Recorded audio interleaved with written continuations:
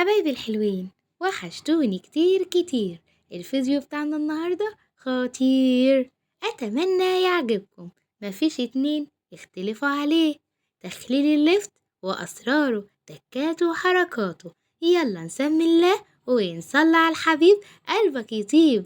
موسم اللفت طلع بقى، وبسم الله ما شاء الله. استغلوا الفرصة دي وهاتوا بقى كام كيلو وملحوه وخزنوه كمان لرمضان.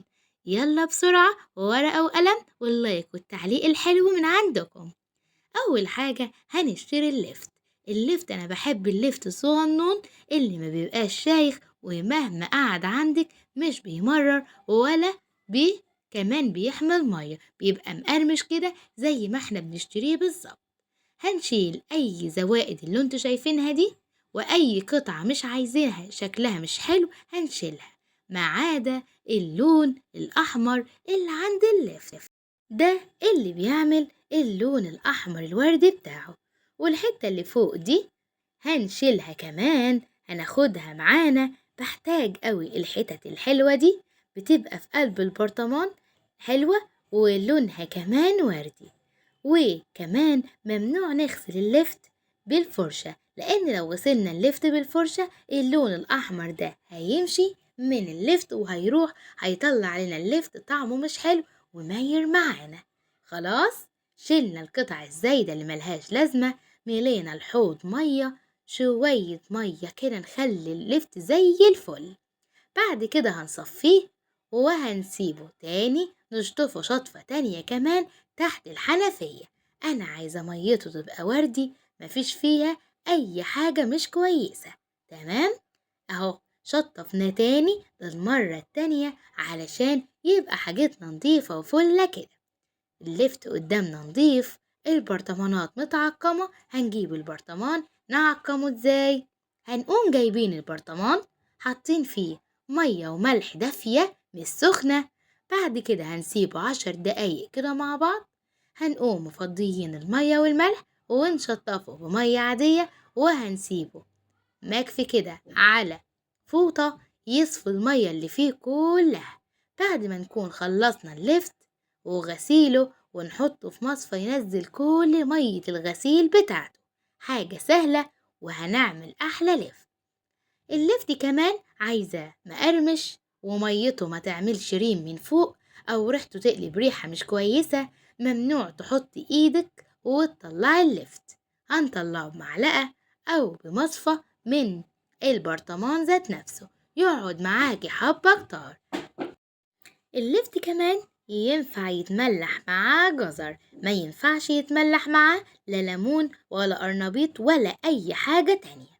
نيجي بقى للخلطة السرية بتاعت معانا حتتين بنجر صغيرين كنت مخزناهم في الفريزر، معلقتين هرسة شطة، معانا الملح ناعم أو خشن، وورق لورو معانا. وفي ناس بتحط توم في مية التمليح، مش بحب كده.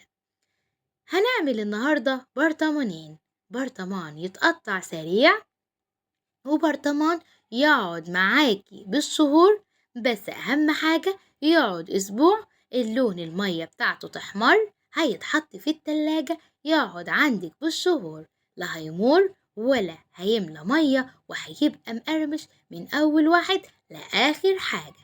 عرفنا دلوقتي الخلطة هي ايه؟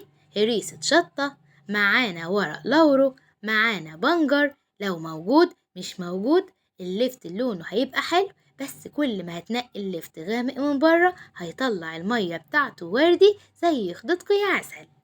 بعد كده لما نقطع اللفت بالطريقة دي، لا هنقطعه سميك قوي ولا رفيع قوي، متوسط، بحيث ان ما يشربش مية، يبقى مقرمش معاكي، ما يطراش من اول حبة لاخر حبة.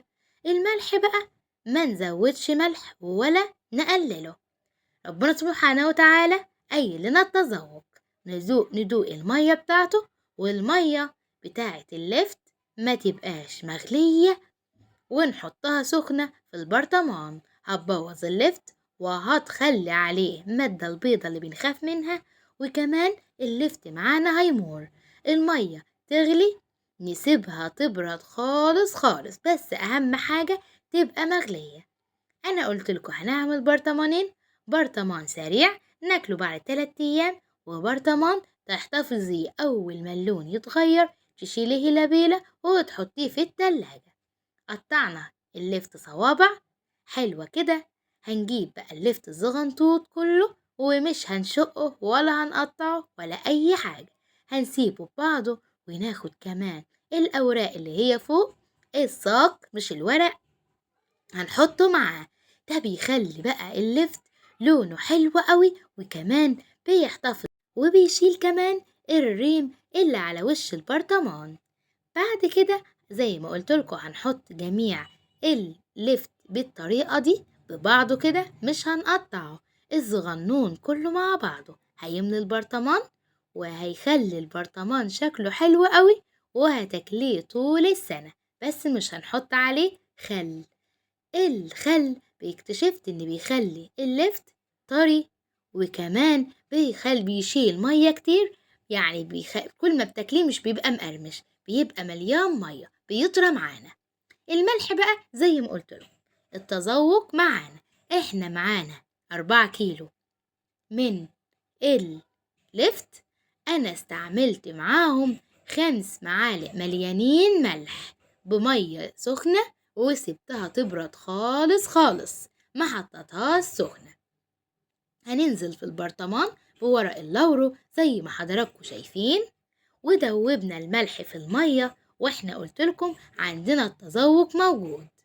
هنحط قطع البنجر لو موجودة، مش موجودة خلاص. ما عندكيش ريشة شطة ممكن تستعملي الشطة العادية خالص، ممكن كمان شطة بودر من اللي هي بتاعة العطار عادي. والشطة مالية السوق، يعني تجيبي حبة كده. الشطة على فكرة تعمل عامل مساعد زي المادة الحافظة كده في أي حاجة بتحتفظي بيها أو بتخلليها. دوبنا بقى الهريسة مع الملح، وكمان السر الخطير اللي بيخلي اللفتاية مقرمشة 2 كبار سكر. ده اللي بيخلي اللفت من أول حبة لآخر حبة مقرمش. دوبنا بقى السكر في المية، وكل حاجة خدناها هنحطها في المية عشان تدوب. حابة زي ما قلتلكوا تحطوا توم حطوا، مش حابين اطلاقا انا ما بحبش طعم التوم في المخللات. بعد كده ما قلبنا وشوفنا الملح كله داب، والمية هأكد عليكوا تاني تغلي تسيبيها ترتاح خالص. هننزل بقى بالمية ونزودها بعد كده مية من اللي احنا غالينها وسايبينها تبرد خالص. اهم حاجة ظبطنا المحلول اللي هو بتاع الملح، يعني تتذوقي لا مالح قوي ولا ناقص قوي. خلاص خلصنا كده التمليح.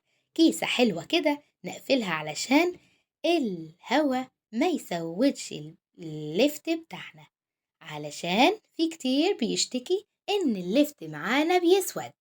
تمام، علشانك ما قفلتيش البرطمان كويس، ما ظبطتيش اللفت بتاعنا. لازم كل شوية نتحرك البرطمان معانا بحيث ان كله يبقى ممزوج ببعضه. نقفل بالكيسة كويس وبالغطا وما نعرضوش للهوا. وزي ما قلتلكم المتقطع هناكله بعد 3 أيام، إنما ببعضه ده يقعد عندنا بالشهور، بس أول ما لونه يحمر هنعينه في التلاجة. منظره حلو ازاي؟ لسه يدوبك بقاله ثواني ولونه بقى أحمر ورد ازاي. هنسيبه بقى على الرخامة 3 أيام، ممنوع نفتحه خالص، ونقول تا تا تا تا.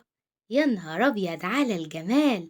يلا فين اللايك والتعليقات الحلوة والاشتراك في القناة، ويا ريت متابعة لصفحتي يومك أحلى مع سو وافتكاسات سو.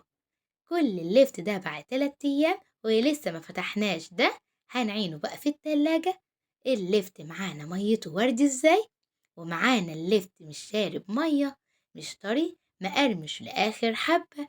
طعمه بقى طعامة يستاهل بقكم. أكلات الشتاء حلوة وتستاهل اللفت جنب العدس، وكمان كل أكلات الشتاء.